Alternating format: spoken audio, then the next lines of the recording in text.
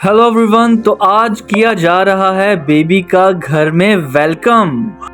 मेरे शहजादे के रूम से लेकर बाहर दरवाजे तक वाइट और ब्लू बलून से और फूल की पत्तियों से घर को शानदार तरीके से सजा दिया गया और फिर फूल की पत्तियों को निछावर करते हुए मेरे शहजादे का वेलकम किया गया।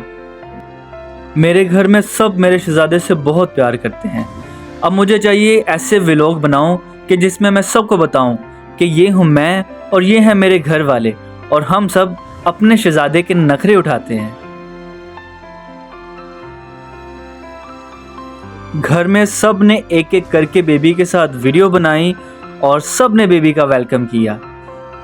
ये है मेरी माँ, मेरी मामा यानी बेबी की दादो, बेबी के दादू और साथ ही बेबी की छोटी दादो और दादू, और ये बेबी की बुआ है जो बेबी को बहुत ज़्यादा प्यार करती है।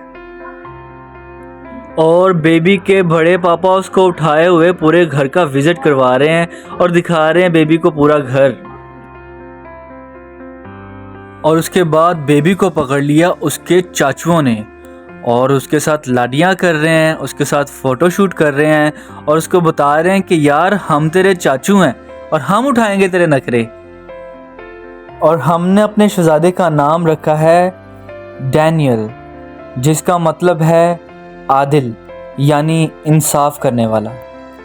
और ये नाम मैंने बाइबल मुकद्दस में से दानियल से इंस्पायर होकर रखा। जिस तरह दानियल खुदा के साथ चलता था और ईमान में मजबूत था, इसी तरह मैं भी अपने बेटे डैनियल की खुदावंद के ज़िंदा कलाम के मुताबिक तरबियत करूँगा ताकि कोई भी उसे खुदावंद की मोहब्बत से दूर ना कर सके, जैसे कलाम मुकद्दस में दानियल को कोई नहीं कर सका। कलाम मुकद्दस में इमसाल की किताब में कुछ यूँ लिखा है, लड़के की उस राह में तरबियत कर जिस पर उसे जाना है, वो बूढ़ा होकर भी उससे नहीं मुड़ेगा।